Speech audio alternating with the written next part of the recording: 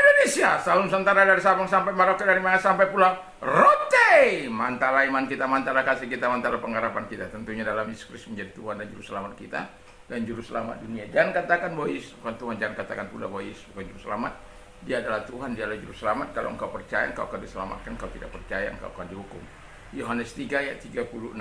Karena Yesus sudah berkata dalam Yohanes 14 ayat yang ke-6, akulah jalan dan kebenaran dan hidup, tiada seorang sampai kepada Allah kalau tidak melalui aku. Dan Petrus mengatakan dalam Kisah Rasul 4 ayat 12, dan keselamatan tidak dalam siapapun juga selain dalam Dia, Yesus Kristus, karena di bawah kolong langit tidak ada nama lain yang diberikan kepada manusia yang olehnya kita diselamatkan. Mantap. Dan Paulus mengatakan dalam Kisah Rasul 16 ayat 31, percayalah kepada Tuhan Yesus Kristus, maka engkau akan diselamatkan, engkau dan seisi rumahmu. Puji nama Tuhan, haleluya. Selamat pagi bagi kita semuanya. Semoga pagi ini kita tetap dalam keadaan sehat, kuat untuk melaksanakan tugas dan tanggung jawab kita.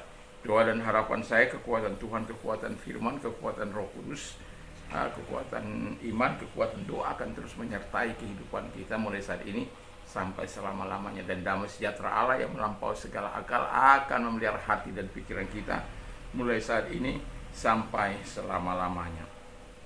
Puji nama Tuhan.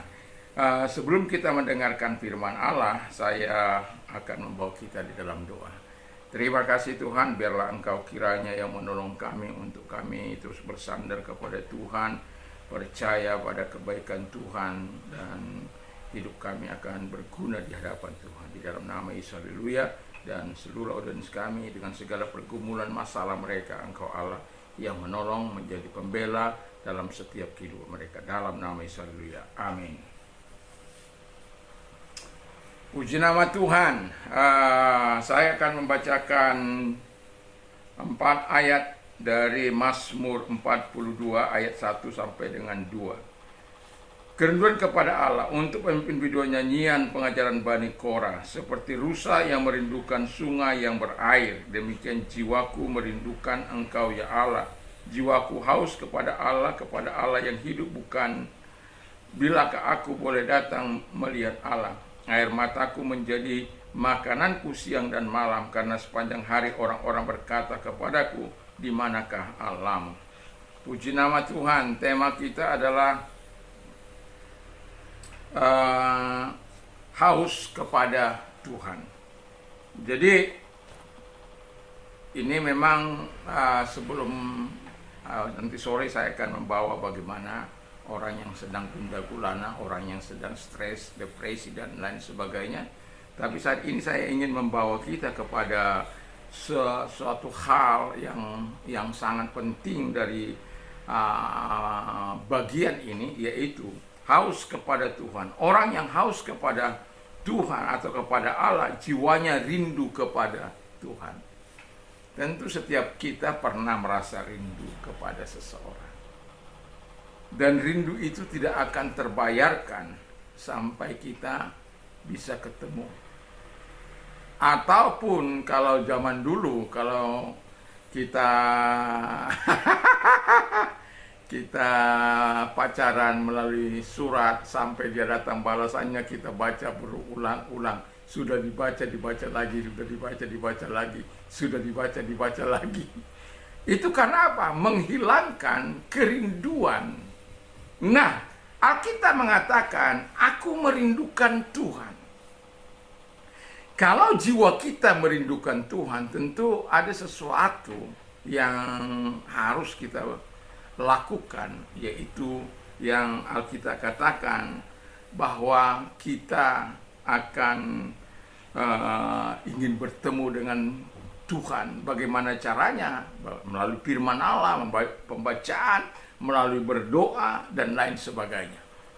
Dan itulah sebabnya saya mau katakan kepada kita, kerinduan kita hanya bisa terjawab ketika Tuhan, hadirat Tuhan hadir dalam kehidupan kita.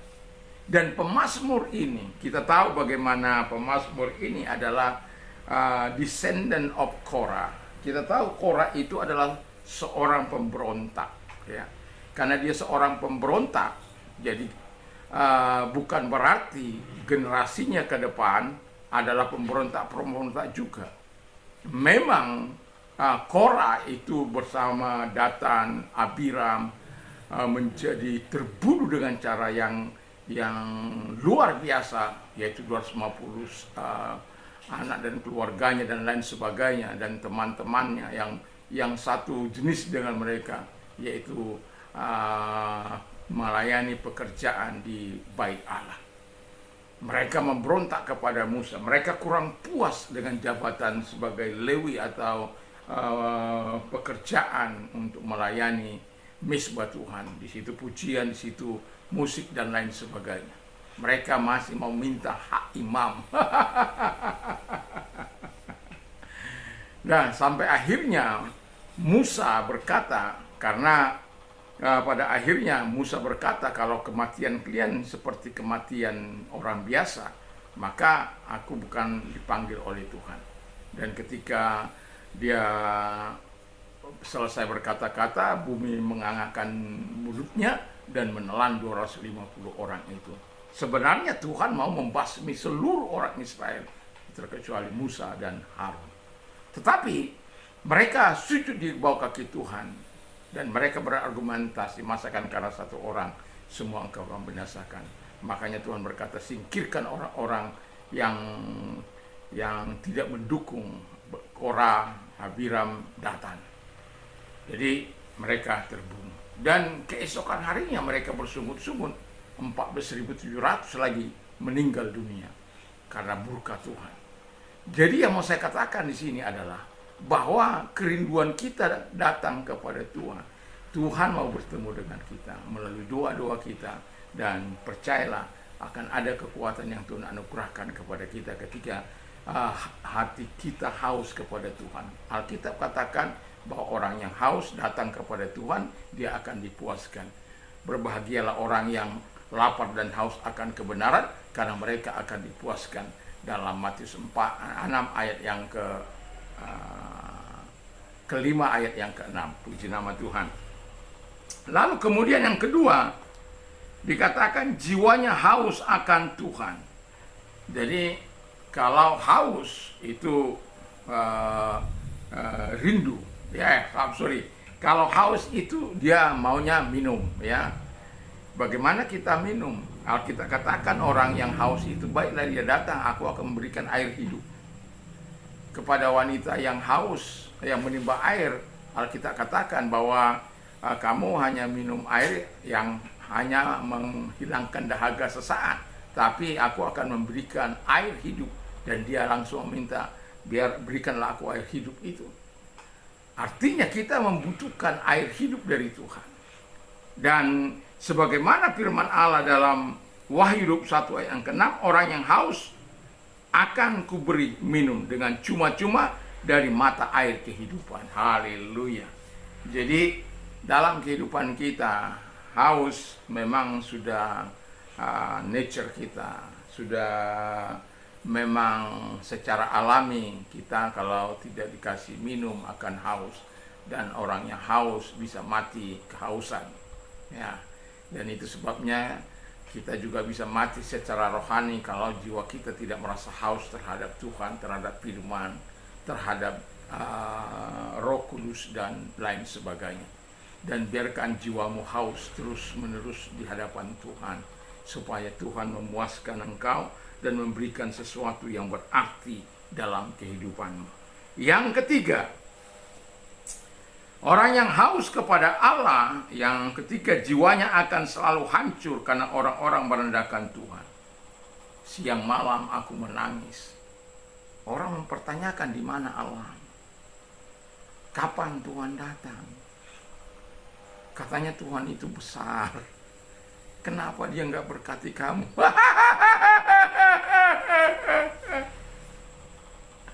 Saya pernah satu kali, saya ini tidak boleh ditantang. Dalam arti ditantang, satu kali waktu awal saya melayani di pulau ini, belum ada musik, ya, belum ada alat-alat lah. Jadi sebagai orang Batak, ya kita sudah terbiasa pakai botol, pakai apa itu namanya nyanyi, biasalah ya. Jadi nah, jadi saya waktu mereka pimpin pujian, karena tidak ada musik, tidak ada gitar, tidak ada apa-apa, ya nyanyi tang tintang ting, yang pakai botol itu tidak tidak seperti ini ya. Nah, satu contoh ini. Dalam nama Yesus, dalam nama Yesus ada kemenangan. Tapi yang saya pakai itu botol dari lengkingannya lebih kuat. Nah, yang mau saya katakan adalah bahwa ketika saya memuji Tuhan, memainkan botol dan sendok itu, salah seorang dibilang begini, katamu Tuhanmu luar biasa. Jadi karena dia yang berkata-kata, memang Tuhan itu luar biasa. Tapi ada saatnya kita harus harus mengandung dulu.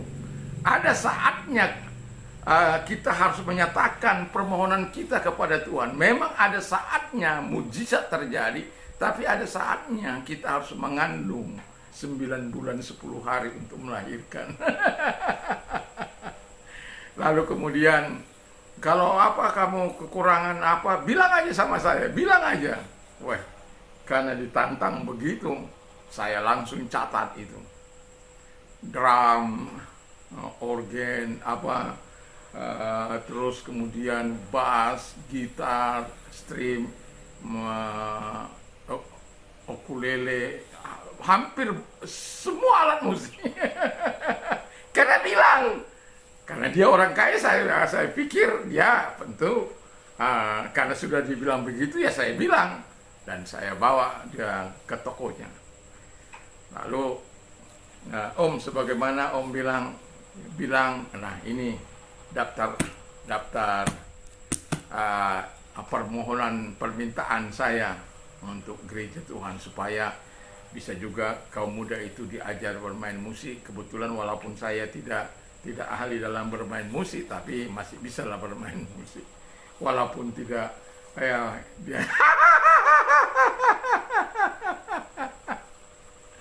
ya walaupun kuncinya itu saja, tapi nggak apa-apa, tapi yang penting bisa nyanyi ya. Kalau CD dan lain sebagainya sampai ke A itu masih bisa, kalau 3 kunci aja bisa lah. Nah, ketika saya kasih gitu, lalu dia bilang sama saya, katamu Tuhanmu luar biasa, Yesusmu luar biasa, mana? Saya, loh, Om ini yang bilang, bilang aja sama saya. Udah saya bilang, justru merendahkan Tuhan.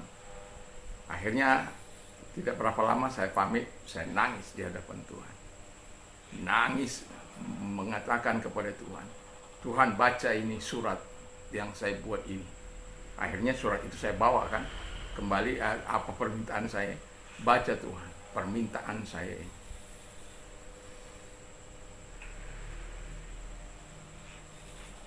Dan tidak terlalu lama Tuhan mengirimkan seorang pengusaha dari Bali dan mengirimkan dana kepada dia melalui dia, dan kemudian terjadilah ya, kami punya semua alat musik lengkap. Dan walaupun pemainnya belum ada pada waktu itu, tetapi setidaknya dengan alat-alat musik itu orang-orang mulai datang. Anak-anak muda mulai bermain musik dan lain sebagainya. Saat alat-alat itu datang ke gereja, saya khotbah langsung. Jangan Anda pernah merendahkan Tuhan. Kekayaan kita itu tidak ada apa-apanya. Tuhan mampu memberkati kita dari seberang samudera yang tidak kita kenal, tapi Tuhan mampu menggerakkan mereka. Jangan coba-coba merendahkan Allah. Akhirnya dia tunduk saja. Saya tidak peduli lagi pada waktu itu. Saya mengatakan jangan pernah merendahkan Allah. Allah kita itu besar. terlalu dahsyat. Dan pada akhirnya ya dia mulai marah sama saya dan terjadilah apa yang tidak diinginkan. Dalam arti ya berbagai cara, karena dia orang kaya, orang berpengaruh. Tetapi saya diajar untuk berkata iya di atas iya, tidak di atas tidak. Bukan saya yang mengundang, tetapi dia yang mengundang. Pada akhirnya saya menyatakan, saya minta. Jadi menangis di hadapan Allah oleh karena Allahnya direndahkan, dipertanyakan. Tentu kita sebagai orang yang percaya pasti pernah, setiap kita pengalaman berbeda. Tapi kalau Allah kita direndahkan, jangan bermain-main. Kalau Allahmu sudah direndahkan, nggak usah kamu marah sama dia. Nggak usah berbantah-bantah dengan dia. Nangis di hadapan Tuhan. Saya nggak tahu kapan Anda terakhir menangis di hadapan Tuhan. Dalam 1 bulan ini, sudah berapa kali Anda menangis? Nggak mudah menangis itu. Tapi saya masih bersyukur saya masih bisa menangis di hadapan Tuhan. Tidak peduli di tempat apa, waktu berdoa bersama-sama, saya tidak peduli itu. Kalau hati saya sudah apa dengan Tuhan, air mata saya, ingus saya, nggak jadi masalah. Karena saya tahu bahwa Tuhan itu menaruh setiap air mata kita dalam kehidupannya.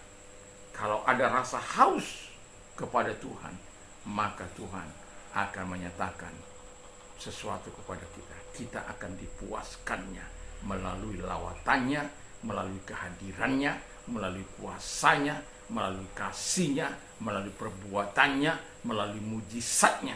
Banyak hal yang bisa kita nikmati kalau kita memiliki rasa haus kepada Tuhan. Semoga kita tetap memiliki rasa haus supaya Engkau dipuaskan. Mari kita tunduk kepala dan kita berdoa. Terima kasih Tuhan, rasa haus kami kepadamu itu bukan hanya sekedar, tapi kami rindu Tuhan terus memuaskan rasa haus kami ini di dalam nama Tuhan Yesus Kristus. Saat kami rindu kepada Tuhan, saat kami haus akan Tuhan, saat jiwa kami hancur karena perbuatan orang-orang yang merendahkan Engkau, kiranya Tuhan menolong kami untuk menunjukkan kuasa-Mu kepada mereka, sehingga Engkau dikatakan bahwa Engkau adalah Allah yang besar. Terima kasih. Kami tetap percaya bahwa Engkau adalah Allah yang besar, omnipotent, omniscience, Allah yang maha tahu, omnipresent, Allah yang maha hadir, yang terus menyatakan kasih dan kuasanya bagi kami, karena Engkau tidak pernah berubah dulu, sekarang, sampai selama-lamanya. Kalau engkau sedang sakit, apapun sakit penyakitmu, arahkan tanganmu kepada Tuhan. Dalam nama Yesus, segala sakit penyakit yang mereka derita, kanker kah itu, ginjal kah itu, kista kah itu, stroke kah itu, penyakit dalam, penyakit luar, apapun sakit penyakit mereka, buta, dalam nama Yesus melihat, yang tuli mendengar, yang bisu berkata-kata, yang lepra tahir dalam nama Yesus Kristus. Dan kiranya penyakit mereka, kelemahan mereka yang sudah Engkau tanggung, nyatakan kesembuhan kepada mereka. Terima kasih Bapa di surga. Dalam nama Yesus kami telah percaya Engkau mengasihi mereka. Dan kami juga berdoa Tuhan kepada mereka-mereka yang pergumulan. Kami tahu apa itu pergumulan, kami tahu apa itu kesulitan, kami tahu apa itu masalah Tuhan. Dalam nama Tuhan Yesus, kiranya Tuhan menolong mereka-mereka, kami semuanya Tuhan, di dalam nama Tuhan Yesus Kristus. Sehingga Tuhan, kami mempermuliakan Engkau, mengagungkan Engkau, meninggikan Engkau. Di dalam nama Yesus Kristus, lakukan mujizat-Mu, pertolongan-Mu kepada setiap kami. Di dalam nama Yesus kami bersyukur dan berdoa. Haleluya. Amin. Dan kalau Anda ingin berdonasi, ada nomor-nomor di bawah ini. Kiranya Tuhan Yesus memberkati kita. Selamat pagi dan selamat beraktivitas tentu bersama dengan Tuhan. Mantap, mantap.